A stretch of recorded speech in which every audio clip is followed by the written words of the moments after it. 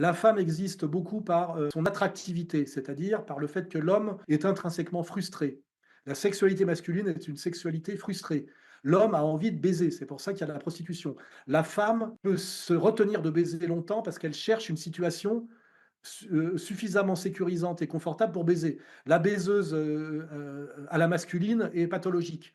Ça ne peut pas durer, hein, parce que ça pose des tas de problèmes sociaux, moraux et même psychologiques profonds. Hein, la baiseuse qui veut s'aligner sur l'homme. La réalité, c'est que l'homme est un sexuel frustré et que la puissance de la femme vient de la frustration de l'homme. Si l'homme pouvait gérer mieux sa bite, les femmes perdraient énormément de leur pouvoir. Mais ce pouvoir qui s'appelle l'attractivité sexuelle de la femme est basé sur sa fraîcheur physique et sa jeunesse, c'est-à-dire baisable. Or, la femme n'est pas baisable très longtemps, pour des raisons des morphologiques. Vous demandez à Delavier, parce que c'est beaucoup de graisse, ça tient par la peau, et les nichons, vous pouvez faire tout ce que vous voulez, à un moment donné, ça tombe, parce que ce n'est pas des muscles. Moi, je pense que dans les périodes de crise, il faut se rabattre sur ce qui est un peu constant et éternel, et hors spéculation, la pierre, la terre, hein, parce que quand on a un petit lopin de terre, et la France est un pays, ça se voit, vérifie par la densité de population, hein, le nombre d'habitants au kilomètre carré. La France est un pays, ce que disait Couteau d'ailleurs, même si la paysannerie ne fait plus que moins de 2% de la population, la France est historiquement un pays agricole parce que c'est un pays tempéré, où l'agriculture est possible partout et où les zones rurales sont très importantes encore aujourd'hui. Hein, il suffit de vérifier, comparer la densité de population entre la France, la Belgique et l'Allemagne, par exemple. Vous voyez, hein, en Italie du Sud, il fait trop chaud. En France, on peut cultiver absolument partout. Donc la France est un pays géopolitiquement rural. Et quand ça va très mal, qu'il y a des risques de crises graves qui sont des crises de guerre civile, qui sont éminemment urbaines, hein, les crises de guerre civile, ça se passe en ville. Hein.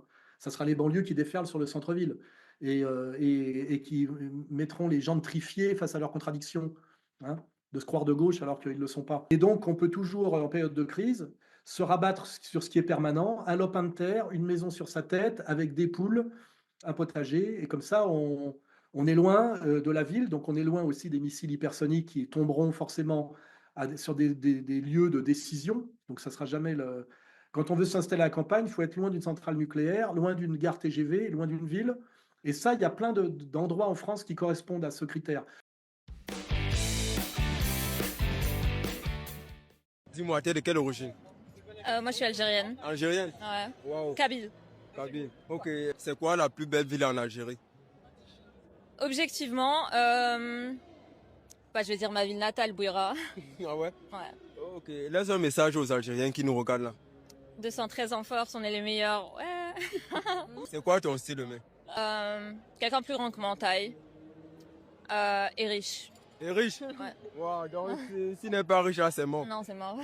Quand tu es riche, il faut qu'il gagne minimum combien d'euros par mois? 6 000? 6 000 euros par mois. Ouais, minimum.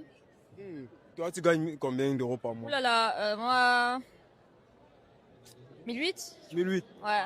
Et ok, qu'est-ce que tu peux apporter dans une relation? Pas grand-chose en vrai. Avec des beaux cheveux. Ouais, je suis déjà belle, c'est bien déjà, je pense. Donc, Ouais. il faut qu'il gagne 6 000 euros et toi, vu que tu es déjà belle, ça va. Ouais, c'est déjà bien, je pense. Toi, tu es de quelle origine? Moi, en gros, je suis française, mais genre ma mère elle est née au Brésil. Du coup, j'ai des origines brésiliennes, tu vois. Genre là, mon amoureux là, il est brésilien aussi. La mec, elle a les chicots à drac au feu. T'es mal, mais sa main dans mon huc là. Voilà, je t'enculé ma gueule, voilà.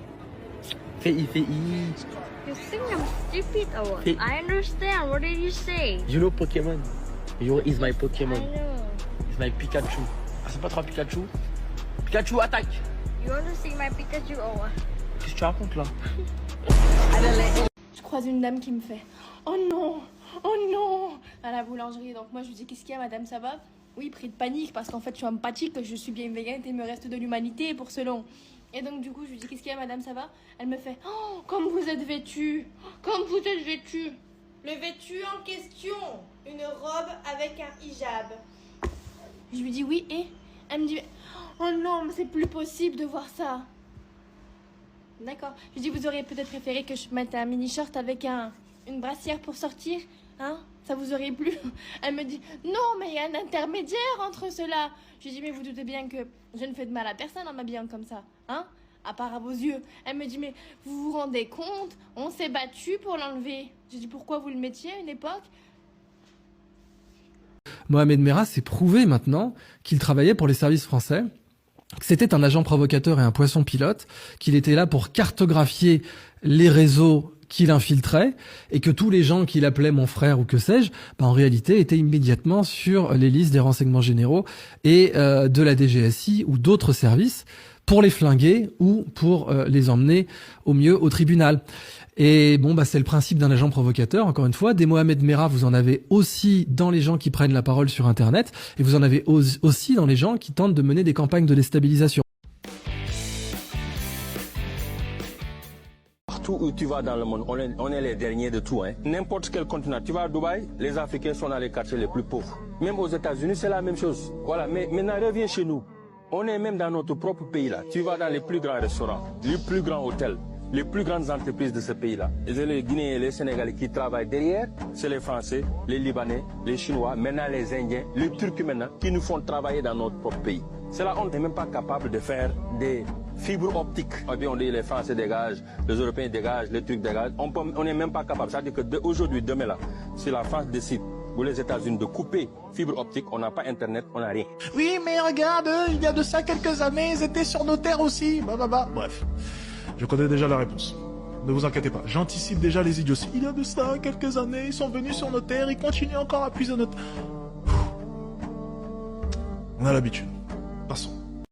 Tu peux éviter d'être assis comme si t'étais en train de chier parce que c'est un manque de respect pour moi.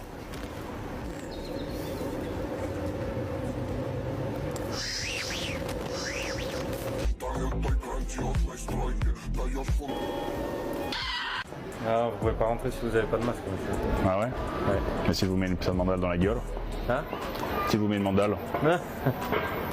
Non, vous pouvez pas rentrer. Ok, ça marche. Même avec ce sweat? Ah non, vous rentrez pas. Attends, si vous avez pas de masque, vous rentrez pas. Si je te mets une double mandale? Ouais, et est-ce que t'es au courant que... T'es au courant des mesures sanitaires ou pas? Ouais. Tu suis? Tu suis? Non. On n'a pas le temps pour ça, vraiment. Ah ouais? Non. T'as une tête de suceur. Non, c'est bon. Allez, Vas-y. c'est bon, on a tout. Vas-y, on fait IFC avec Ibra, on appelle et on fait le fight, mec. Fight, mec, fight. Tes sourcils, ils sont pas de la même couleur que tes cheveux. Tu vois, regarde lui par exemple.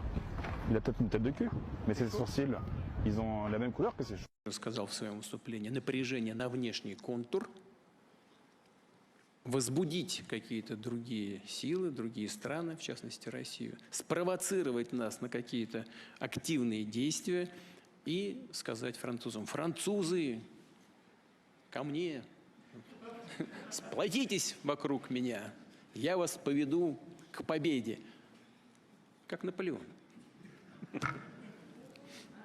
Мне наш бывший посол в Японии рассказывал, когда я там был, в машине ехали. Я говорю: слушай, а почему здесь такое такая обстановка с той же самой рождаемостью? Да. Он говорит: вы знаете, в чем дело? Здесь, не помню, какую он цифру назвал, молодые люди, там до 30, что ли, лет, 35 лет, по опросам, во всяком случае, это было тогда, сейчас не знаю, может, поменялась ситуация, но это со слов нашего посла. Говорит, по опросам общественного мнения, по соцопросам, извините, большинство молодых людей не имеют друзей и не хотят. Вот вам и отсюда и рождаемость. Это мне один из бывших примеров. Мы сидели с ним, там саке пили. Он говорит: может, у нас сперма какая-нибудь такая? При чем здесь сперма? Во всем мире все примерно усреднено и примерно одинаковое. Вот, вопрос в soстоянии общества. Tellement vieille. Et vous ne croyez pas que si, excuse-moi, si jamais l'appel infirmait le premier jugement, il y en a quelques-uns, je pense, qui passeraient légèrement pour des cons. Non, vous ne croyez pas, non? Oui.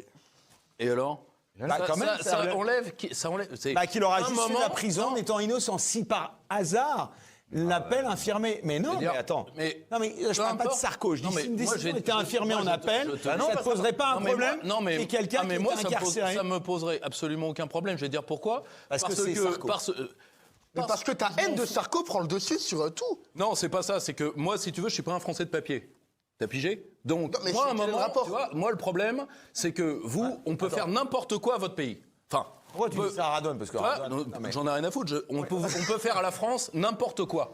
Parce que vous, comme tous les droitards, du moment que c'est pas l'un des vôtres, tout va bien. Le problème, c'est que moi, je suis pas un traître, je suis pas un salopard, et pour moi, Nicolas Sarkozy mérite le poteau. Donc 5 ans. Mais ce n'est pas le débat, Pierre. Ce n'est pas la question. On ne l'aura pas. Et la seule chose que ça vous permet d'entamer le virage collabo de la droite. Ça ne vous pas d'amalgame. Ça vous permet ça. Et je vous le dis tout de suite, parce que le sarkozysme se termine toujours de la même manière pour des gens comme vous. C'est qu'à un moment, vous vous ferez baiser, comme tous les droitards se sont fait baiser par Sarkozy. La ligne Buisson, c'était ça. Mais malheureusement, pour une sorte de penchant, on dirait en philosophie, pour le fait de se faire mettre, vous en voulez. Et je vais vous dire ce que c'est. Tu regardes le doigt quand on monte la lune. C'est le même profil qu'avec Bernard Tapie. Donc Bernard Tapie, la gauche l'adorait parce qu'il l'avait bien baisé. Sarkozy vous a bien baisé, vous en redemandez. Mais tu soutiens cette justice. Mais non, c'est pas. Mais non, mais bien sûr. Tu ne piges pas un truc simple. Mais tu mélanges tout. Non, c'est pas ça. C'est que toi, si tu veux, tu ne piges pas. Mais moi, t'as un problème de cognition. Pour moi, l'un après l'autre. Mais j'en suis d'accord un problème de cognition simple. Moi, je dis une chose. Quand le gang Guyoda, on va reprendre l'exemple de Marseille, quand le gang Guyoda et les autres vendeurs de cam s'entretuent, je dis. Mais ils doivent aller en prison, ces connards. Moi, la France, je dis. Butez-vous entre vous. Parce que de toute façon, Sarkozy est un ennemi de mon peuple. Les magistrats français que Sarkozy aimait beaucoup jusqu'à ce qu'ils se barrent sont des ennemis de mon peuple. Moi, quand les ennemis de mon peuple se foutent sur la gueule, eh bien, qu'ils se foutent sur la gueule. Peut-être que demain, ce sera toi la victime mais moi, je serai là à défendre. Et nous, on sera là à défendre. Voilà. Merci Radouane. Non, je vais te dire pourquoi. Non, mais je vais te dire pourquoi. Parce que c'est toi qui es victime de ça. Non, mais c'est pas ça. Non, mais là pour le coup, et ça il peut pas le savoir, mais là il ouvre une porte qu'il ne maîtrise pas. Moi, tu vois, à cause de Nicolas Sarkozy et à cause de François Hollande, moi, ça fait 9 ans que je suis sous enquête, ok ? Ça fait 9 ans que je suis sous enquête, je suis convoqué à intervalles réguliers par les flics, alors vos liens avec la Russie ? Et t'es pas en prison. T'as pas été condamné à de la prison, mon pote. Mais pour une raison qui est simple, c'est que moi je suis innocent. C'est que moi je suis innocent. Mais c'est deux choses différentes. Il y a plein d'acharnement. Or le problème, oui, mais moi si tu veux. Non mais attends. Tu aimerais que demain tous les magistrats, toute la magistrature, tous ces syndicats de gauche, tous ces gauchistes qui se mettent contre toi et te foutent en prison. Moi je les ai déjà au cul et pourtant. Et tu aimerais aller en prison. Et j'ai leurs copains droitards sur le cul. Donc si tu veux, ça ne me pose aucun problème. Tu vois, ça ne me pose aucun problème. Moi je veux bien. Quand on est patriote en France, on est habitué à ça. Et Nicolas Sarkozy nous a fracassé jusqu'au désespoir. Ça ne vous faisait pas tiquer. La seule chose. Mais moi, j'estime que ça a été un mauvais président. Je suis d'accord avec toi. Moi, je suis comme Radouane. Je fais de l'identification. Je me dis, si demain ça tombe dessus. Mais moi, Pierre-Jean, ça nous tombe dessus. Pierre-Jean, tu es un garçon très intelligent. Je suis d'accord avec tout ce que tu as dit. Tout ce que tu as dit sur Sarkozy, toute l'analyse, je la partage. Simplement, ce n'est pas la question du jour. On ne me demande pas. Le procès, c'est pas un procès pour trahison. Ce n'est pas. Non, la vraie question. Pierre-Jean et ensuite. La vraie question aujourd'hui, c'est l'état de l'élite française. D'accord ? L'état de l'élite française, c'est une magistrature euromondialiste face à une classe politique euromondialiste, et cette magistrature fait monter les prix. C'est tout. Ce n'est que ça le sujet. Or, résultat, ce sont bien 2 gangs.